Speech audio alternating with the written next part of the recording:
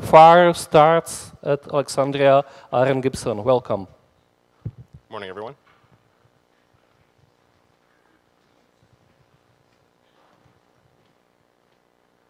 So thanks, everyone, for showing up so early. And I think and hope everyone's as underslept and caffeinated as me. Just to lighten the mood, time for a quick joke. Knock, knock. Google Plus.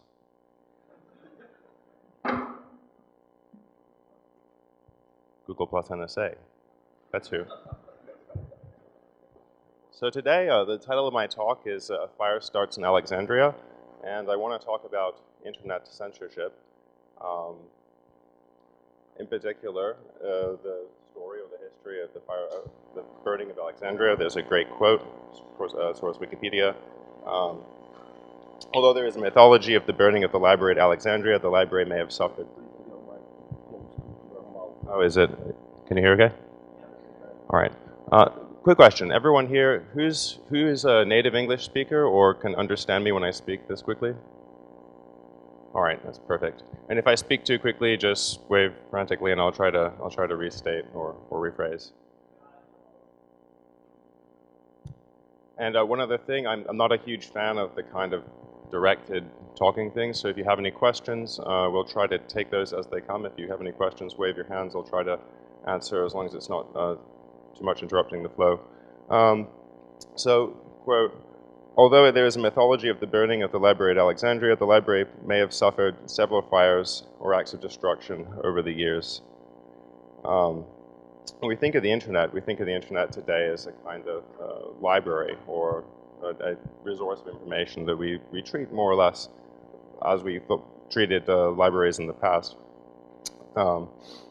And a kind of overview, IP protocol routers, originally sort of stateless relays, simply forwarding messages to other relays and eventually to the destination. Routers only look at the IP header, and you can roughly think of this as an address on an envelope, and they don't care what the payload or the contents of the message are. This flexibility, combined with the end-to-end property of the internet, that is, any computer could talk to any other computer, made the internet a playground for developing new protocols and enabled democratic exchange of information and ideas, the like of which had never been seen before. Today, these interconnected systems are a platform to promote knowledge, culture, and ideas, even lolcats. And the distributed topology means that information can spread in an unpredictable and chaotic way. And that brings us to censorship. If all that sounds too good to be true, perhaps it was. The growth of the internet, made both possible and essential by commercial enterprise, has led to a situation where the free and democratic principles of the internet are in stark contrast to those of some of the countries it has brought together. Those who seek to control information and through information to control people weren't too pleased by the end-to-end nature of the internet and have sought to destroy this principle by placing themselves back in between the people. So what is censorship? Simply speaking, censorship is information prohibition, and like prohibition in the United States, it's ineffective, but at great cost to society. Historically, the preventing of publishing, banning, and destruction of books in order to prevent the spread of ideas deemed to be unsafe, inconvenient, or challenging to those in power. But today, it's no longer a physical medium, and the mechanisms used to control the spread of ideas are a kind of electronic blindfolds or gags.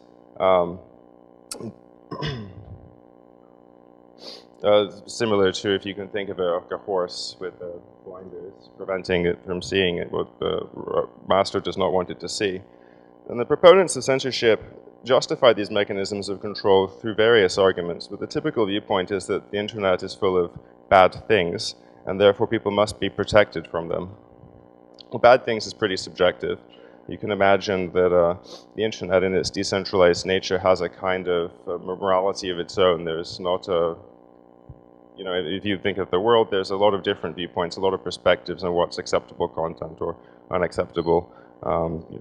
Typical examples of bad content is things like pornography or gambling, hate speech, or suicide information, certain political viewpoints, or even inconvenient historical facts. And largely, a lot of this censorship is done with the argument to protect the children. And today, I look at sort of several different examples of how censorship is implemented. If you're familiar with the DNS system, anyone here? DNS? Several people.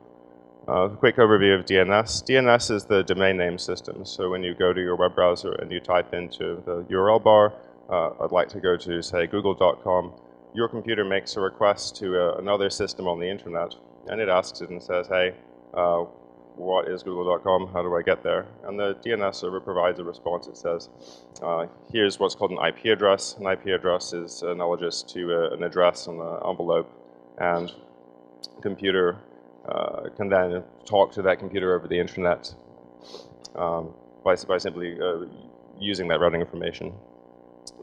And censors who want to implement censorship using DNS, they will do something like have a ISP, for example, who have an ISP, and the ISP will, instead of telling you the truth about the response of where this server is located, instead replies incorrectly and says, it's not here, it's over here, perhaps at a block page.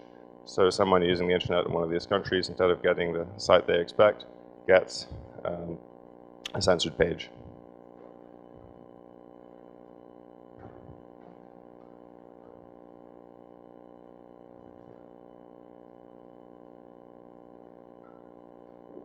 In some instances, this is done with a court order and due process. In other cases, the DNS censorship may be done by third-party organizations who take a blacklist and simply implement it.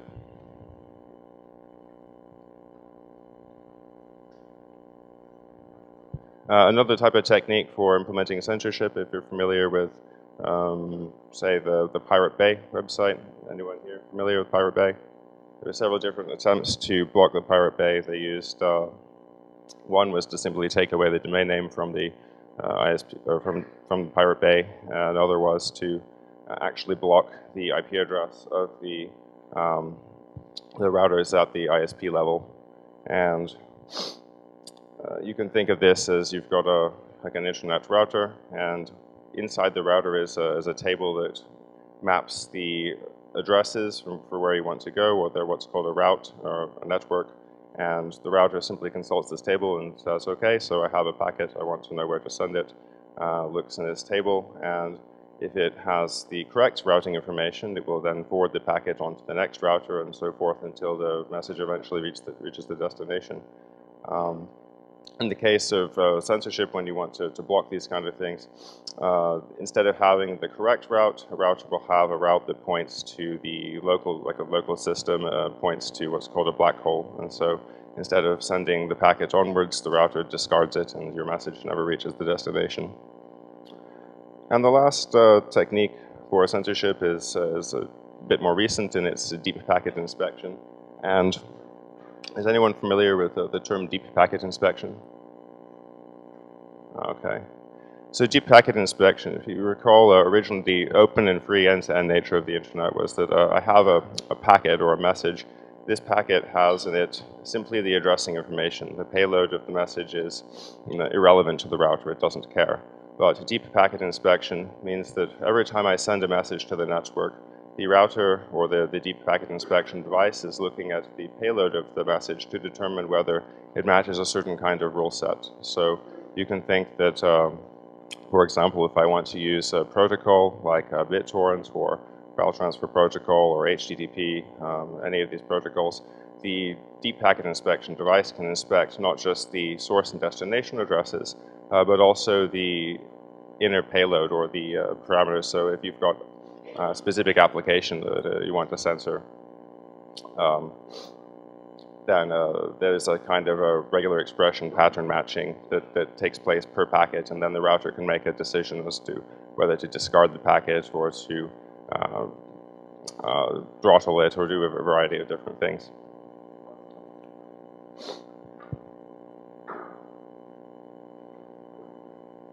So this all sounds horrible. Surely Western democracies don't censor, right? This stuff only happens in places like China or Iran or Syria, right?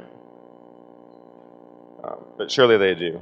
The canonical example I gave before was Pirate Bay, that's been blocked in the UK, it's been blocked in Denmark, I believe, and a few other locations.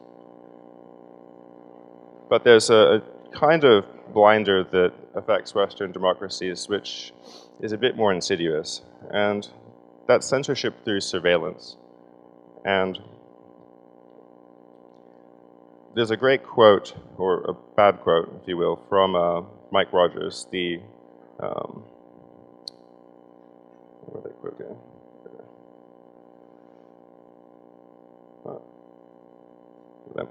Mike Rogers, the House Intelligence Chair of the United States Congress. You can't have your privacy violated if you don't know your privacy is violated. But as we all know today from the revelations of Edward Snowden, we do know that our privacy has been violated, and we are aware that we are being surveilled. And what that means is that the internet that we look at and we think of as a resource for information is actually a kind of panopticon. And is everybody familiar with a panopticon? Panopticon, do you know what it is?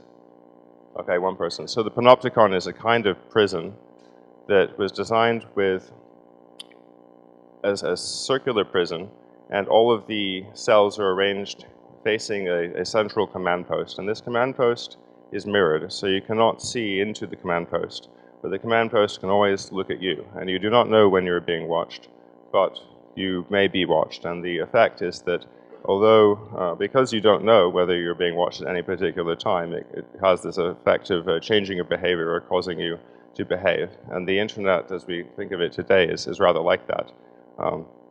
There is a chilling effect on speech when you do not know whether the websites you visit or the comments you make will be recorded, or you do know that they will be recorded and potentially used against you, if not in the next few years, but perhaps the next 10 years.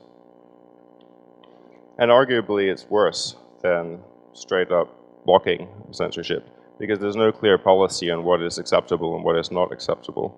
And profiling and targeting of users for radical comments or adding them to watch lists, no-fly lists, not to mention active exploitation, is dangerous for democracy and prevents free exchange of ideas. So the question is, what do we do about it?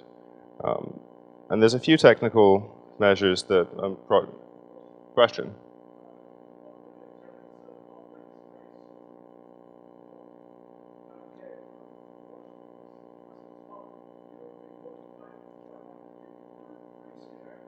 Oh, yes, I'm a little nervous. It's early in the morning.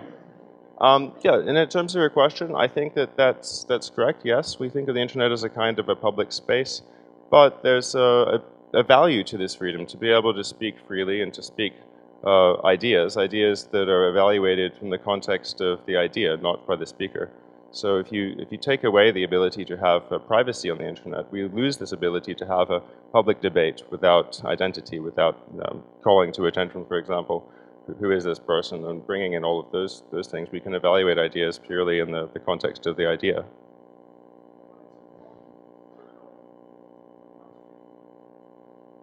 Why?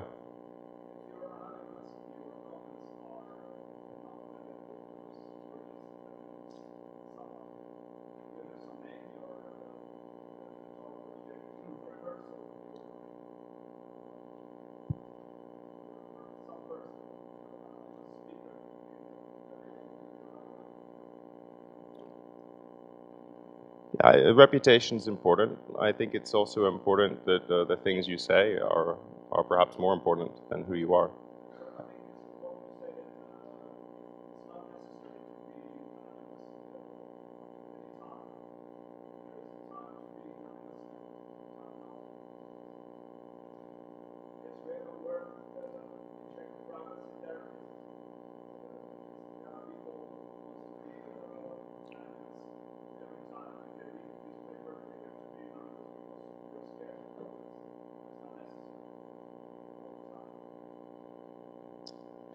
I think we'll agree to disagree on that topic.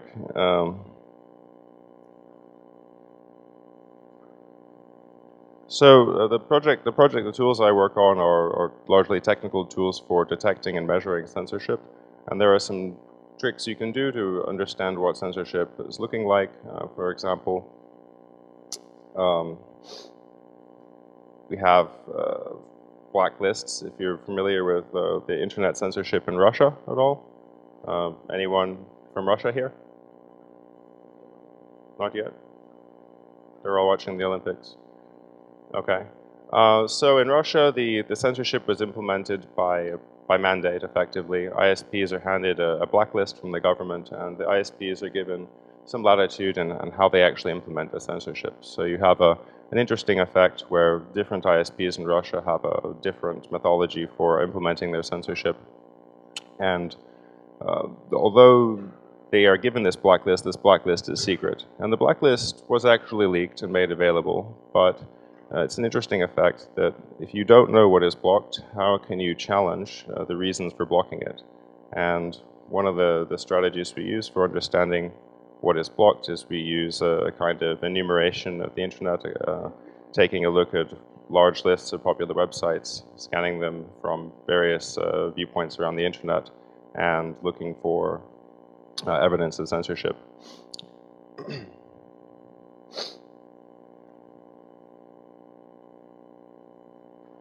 But what is the debate? I think it's largely one-sided, and for some reason the mainstream media and ISPs seem to more or less eat it up, and justifies the deployment of this kind of infrastructure. And I think it's really important to understand what the truth about censorship is, what is being blocked and for what reasons. And we don't have democratic processes for evaluating what is in these lists. If anyone is from the United Kingdom, you'll know that recently ISPs have started implementing a kind of opt-out possible internet filter where by default your internet connection is now censored, and if you would like you can opt out, and that's a compromise, if you will, from straight you cannot circumvent this to now it's just default, and who knows where it goes next. And there is not really a process for challenging this. How do we ask our governments, why are these things being blocked? What is being blocked? Do we know? I mean, without that kind of debate, how can we say that it is a democratic process?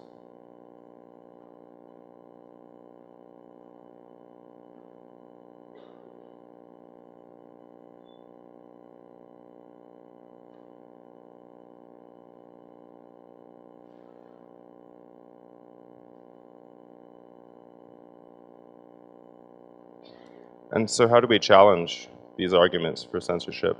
The project I'm working on, our goal is to expose the things that are being censored so that the arguments used to justify censorship itself can be challenged.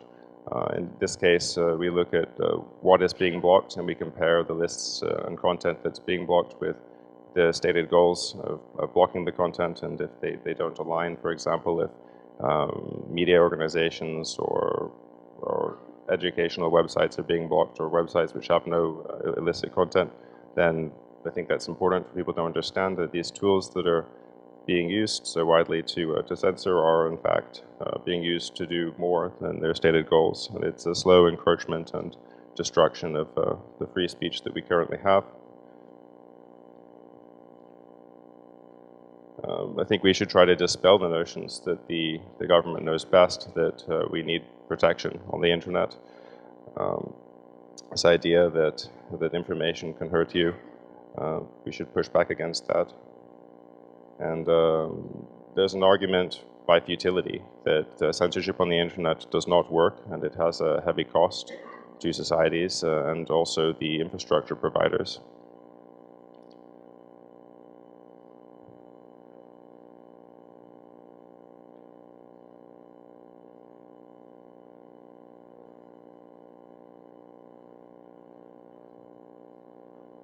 So I think we have about 10 or so minutes left for questions. I'd like to talk a bit more about the technical details of this tool, but I think we'll see if anyone has any questions in particular. Comments?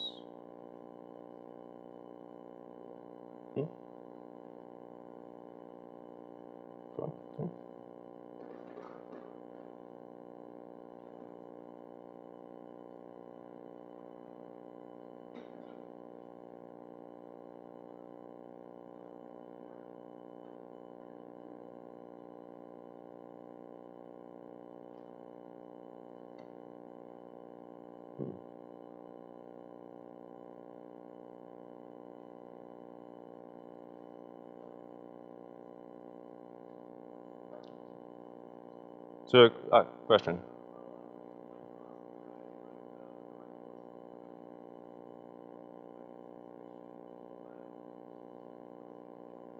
Can you shout a bit? I can't.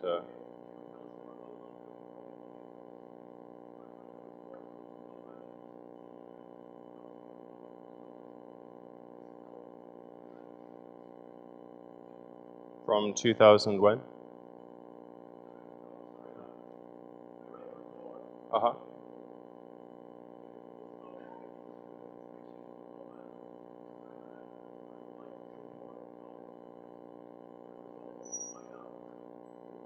In Zimbabwe, you said? Like ONI or OONI? I don't have the ONI report in front of me. I can talk about the deep packet inspection types of tests that we do, but yeah, I don't have those results from ONI on this computer here.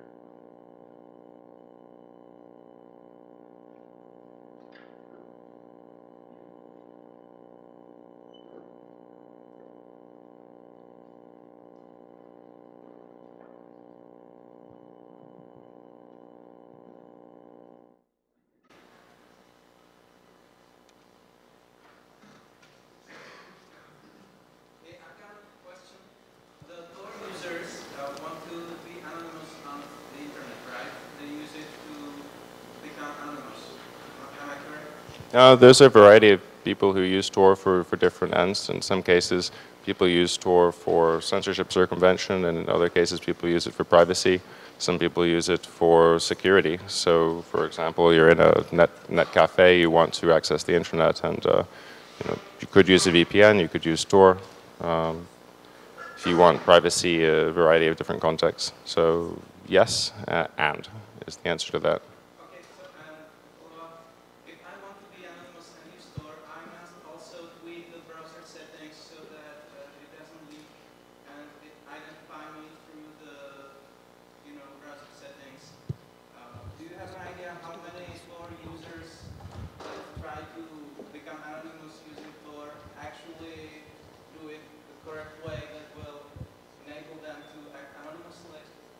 So the recommended configuration or the recommended way to use Tor is to use the Tor Browser Bundle, which is a pre-configured package including a browser that already has those kind of customizations made, and it's a portable package. You can put it on a USB stick or download it on your computer.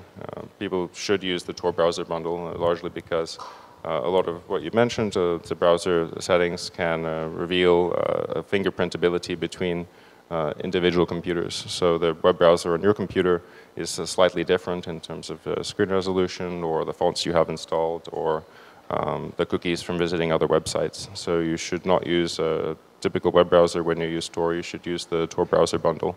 And if you're an expert and understand these issues, I mean, you can use Tor as you will with any application. It's a TCP proxy. But for most people using Tor, you should use the Tor Browser Bundle.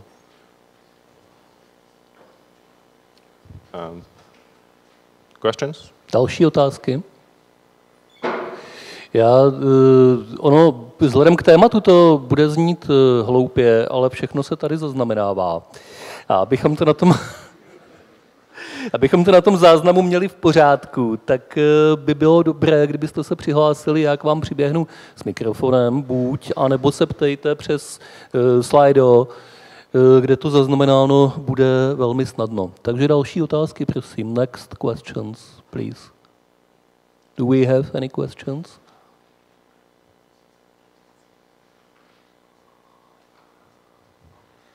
Okay, one more from you. Is it possible for some government to actually block Tor service? Yeah, there has been a lot of efforts. It's a bit of an arms race. So the current situation is that since about 2009, China started blocking Tor. If you're familiar with how Tor works, there's what's called a directory authority. It's a set of actually 9 different computers which vote in what's called a consensus document to provide a uniform view of the network from anyone's perspective. So when I turn on my Tor client, I say, or Tor says, give me the list of all the Tor relays in the network, and the list is signed by 9 different computers to distribute that trust. So the idea is that any particular computer on the Tor network has the same view of the Tor network, and that property, which means that when I build a path through the Tor network, I have the same view as every other client, but we're going to have the same path selection policies and therefore the same anonymity set, is that a censor can very easily do the same process. They can ask these directory servers and they can say, hey, give me the list of the Tor relays. And the next thing they do is they put it into their firewall rules and or routers and null route the Tor relays, and then voila, Tor does not work. So in 2009, we introduced the concept of Tor bridges. And a bridge is exactly the same thing as a Tor relay, but rather than publishing it publicly, we have another distribution mechanism to hand out lists of bridges. And that was fairly effective for some time. The types of distributors we used were an email-based distributor and an HTTPS web distributor. And we deployed CAPTCHA on the HTTPS distributor in a sort of effort to curb the amount of bots that were mining it. And what happened was basically all of these bridge resources get enumerated. And in addition to that, the Chinese are able to fingerprint Tor on its what's called SSL handshake, or so the parameters that are used when you set up an encrypted connection between your Tor relay and another Tor relay, or your Tor client software and another Tor relay can fingerprint it. So you can identify that you are using Tor, but not how you're using Tor, or what you're using Tor for. And so we introduced this idea of what's called a pluggable transport. So Tor is a proxy, and in front of Tor you put yet another proxy. So on my Tor relay, say, I run a thing called Pluggable Transport, and the Pluggable Transport model allows you to drop in basically arbitrary traffic mangling or disguising kind of plugins in front of the Tor handshake. So we don't change any of the original security properties from Tor, but instead add in like camouflage or indistinguishability to the Tor traffic by putting another kind of proxy in front of it. And the first incarnation of this was called obfs proxy, written by a gentleman, George Kadakianis. And it did something rather simple. So you have the original Tor handshake. Inside this obfuscating layer is basically a symmetric key exchange. So the first thing your computer does when you connect to it is a key is sent to your computer, and then the rest of the traffic between the relays is then double encrypted. So first with the regular Tor handshake and TLS connection, and then on the outside a symmetric key. And the reason for this is that most DPI hardware, which is looking for, which is bound by performance, is looking for specific parameters inside the IP payloads, or to look for things that identify the traffic as, yes, this is Tor, and then we can do something about it. And the thing that obfs proxy did was it made it much harder for these DPI boxes to accurately match the traffic. And then since there is no known filter for this stuff, it just looks like random noise for some time. These are quite effective at getting past the Great Firewall. And again, China uses different techniques to enumerate the lists of these things. So for example, the email distributor we use, we have a requirement where you will have to use like a well-known email provider in order to send an email to the box and ask, hey, give me some of these bridges so I can get past these filters. The problem with this is that even pretty good email providers that make it somewhat hard to get an account, like Gmail, or well, not really Yahoo, but anyway, the cost for spammers to purchase an email account is something like 40 cents an account. So then you have this problem where an attacker who is like a state, well, not even state funded, like somebody with a job can go and buy like $400 of email accounts and then start sending you spam mails and enumerate a lot of your bridges. So that's a real problem. And we've looked to address this problem by coming up with new and different ways of distributing bridges. And I guess the current kind of state of the research is we're looking to implement a kind of social bridge distributor. So the idea is that I have somebody I know in China or in another country that is censoring, and I say, I think you seem legit. Here's a token. You can take this token, come back to an endpoint, or submit this token to an email endpoint, for example. And in exchange for that, you'll get some bridges. And then the idea in its full implementation is that we'll track the usage of these bridges to understand whether giving this particular individual a bridge was effective, whether it became used and was a useful allocation of resources. And then in the next sort of iteration of this, that user will be given another token to give to a friend. And there's a lot of problems with actually implementing this in a safe way, because as you can imagine, the idea of a social bridge distributor looks more or less like a social graph. And what we don't want to do is have a graph of all of the, say, bridge users and who they got the bridges from to be easily determined by a censor. So that's very much a work in a research project, and I think it's quite a challenging problem. So there's a, if that sort of answers your question on bridges, you can keep going. Now we have two questions on the screen. The first one, I can read it for you. What about the malicious exit nodes in Tor? Is there anything you are trying to do with their detection? Yeah, I'll take that question. So I've worked a bit on a number of different tools for detecting malicious exits on Tor. I worked originally on the snakes on a Tor exit scanner, and now I'm working on using and extending Uniprobe to also do network interference tests over the Tor network. And there's another researcher, there's Philip Winter, and I assume the question refers to the Spoiled Onions paper, which was recently published. It's important to note that in his paper, he says that there are something like 25 out of 1,000 exits, which were doing, he was able to detect doing some fairly basic attacks like HTTPS, man-in-the-middling. It's worth noting, though, that that's 25 exits over a period of several months. And so when one of these exits is blocked, another one sometimes pops up. What we would like to do is actually make it much easier for people to run tests to measure and detect this kind of thing. So for example, either a plugin in Tor Browser which will report or optionally report when a certificate doesn't match. In some cases that's a little difficult, so you can do things like distribute the fingerprints of all of the certificates for, say, well-known popular websites, and then if your browser encounters one that it does not expect, you can give the user a kind of way to feedback and say, hey, the certificate doesn't match.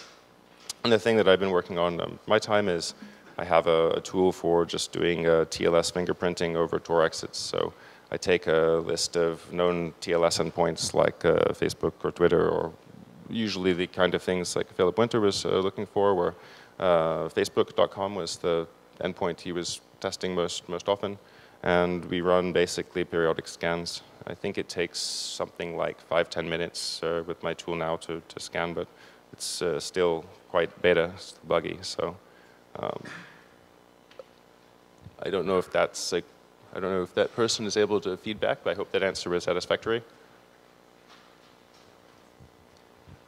So yes, and then the process, of course, once we learn that an exit is doing some things, it's important to understand whether it's actually the operator of that exit or perhaps their upstream ISP, and whether what the appropriate next course of action is. So if the relay operator has published an email address and they seem reasonable and we can communicate with them, then yeah, we try to do that. If they, you know, in the case of these 25 relays, if they're not reachable, then they get what's called bad exited. So the same Tor directory authority operators add a line to their Tor config that says, hey, this relay is no good, don't use it, and then clients will still use the relay for entry and middle relay positions in their Tor circuit path, but they won't use it for an exit.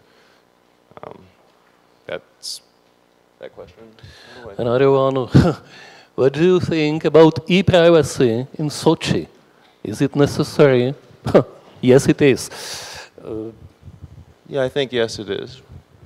So, sure, okay. About the panopticon method, are we more like prisoners or are we considered as guards as well? Well, in the way I used that analogy, I meant specifically that we're the prisoners and the guards are not obvious. I mean, when you think of an internet surveiller, do you know who is watching you? Do you have any clue?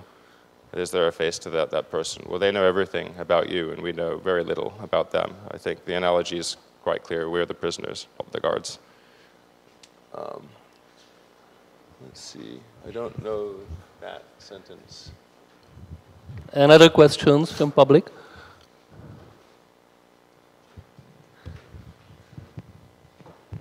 Can I ask you what's your thinking about that anonymity allows the distribution of really awful content, or like child abuse content and maybe terrorist communication, etc. What's your mind? Yeah, I get this question a lot at a lot of Tor talks. So I would say that really the percentage of incidents, I mean, there's a kind of trade-off, right? There's a lot of technologies that we use every day which have negative uses, and they have a lot of positive uses too. And do we throw away the car because people use it to rob banks? There's a great example of when the automobile was first introduced. Bank robbers were getting away faster than ever, and now, of course, that's a ridiculous argument. Everybody drives a car.